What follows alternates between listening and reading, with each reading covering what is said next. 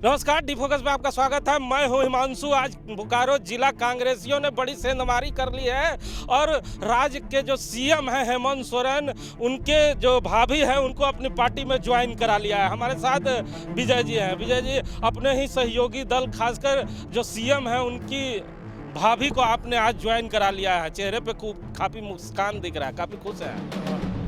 पहले हिमांशु जी, सबसे पहले तो हम 138वें बरस जीतने के उपलक्ष्य में हम तमाम कांग्रेस जनों को, बोकारो जिला कांग्रेस कमेटी के प्रभारी करते तमाम कांग्रेस जनों को अपनी ओर से बहुत बहुत हार्दिक शुभकामनाएं और बधाई देता हूं और उम्मीद करता हूं कि आगे आने वाले जो 40वें बरस में जो हम प्रवेश करने जा रहे हैं उसमें जो हमारी चुनौतियां हैं कांग्रेस को 2024 में, उसके लिए पूरे कमर कस के तैयार हो जाए और इस जो हमारे जो फिरका बस्ती सरकार जो हमारे बैठी हुई है जो केंद्र में, उसको खाल फेंकने के लिए पूरे शक्ति और पूरी ऊर्जा के साथ हमने तैयार हुए। सबसे पहले इसके लिए मैं तमाम कांग्रेस जनों को जगाने के लिए आया।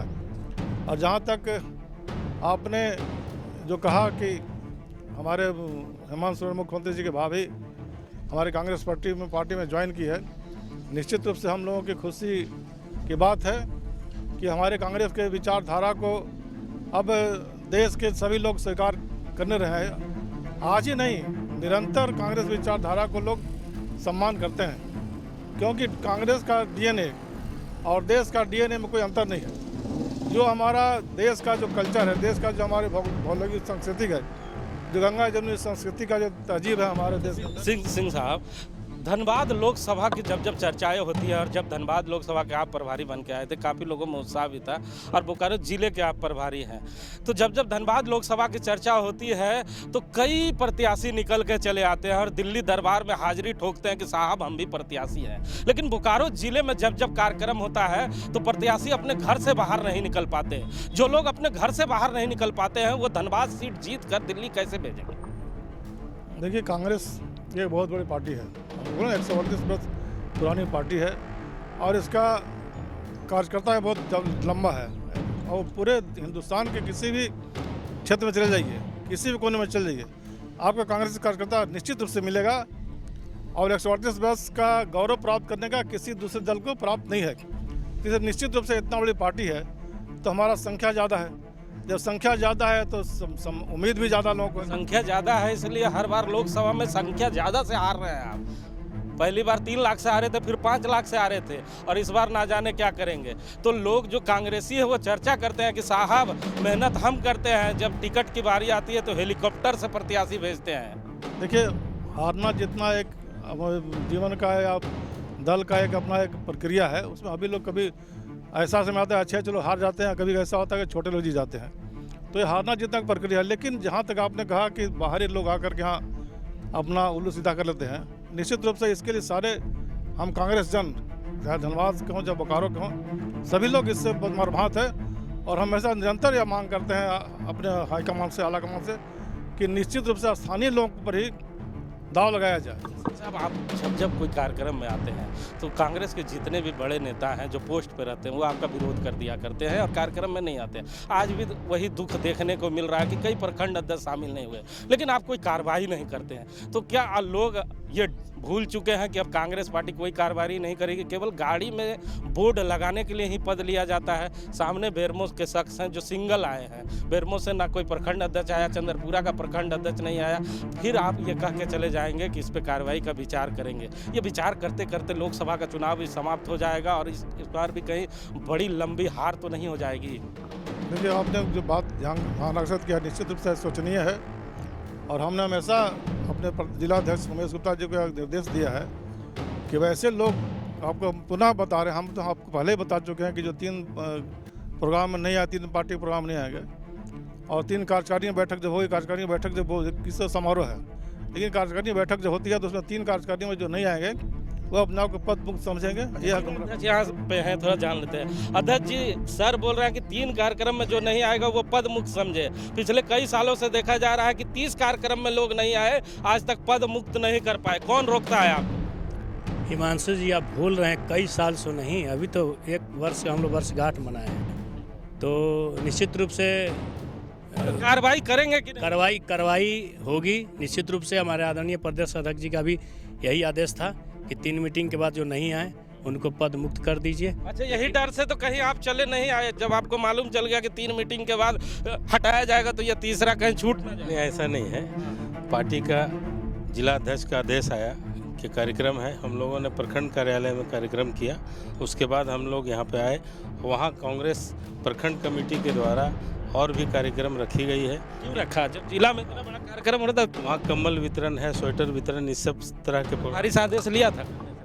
प्रभारी से आदेश लिया होगा या नहीं लिया होगा हमें नहीं पता, लेकिन प्रखंड का कार्यक्रम था। सर, आप आदेश दे या ना दे, आपकी कोई मतलब चलती नहीं है इन लोगों का काम। ये लोग अपने तरीके से देखिए ऐसा है कि अखिल भारतीय कांग्रेस कमेटी का निर्देश है कि सभी हमारे प्रखंड से लेकर के जिला मुख्यालय में जो हमारा स्थापना दिवस है उसके झंडा तोलन समारोह निश्चित से मनाए। प्रखंड अध्यक्ष को भी निर्देश है कि आप झंडा अपने प्रखंड में मना करके फहरा करके आप जिला कार्यालय में जिला के कार्यक्रम में शामिल हो।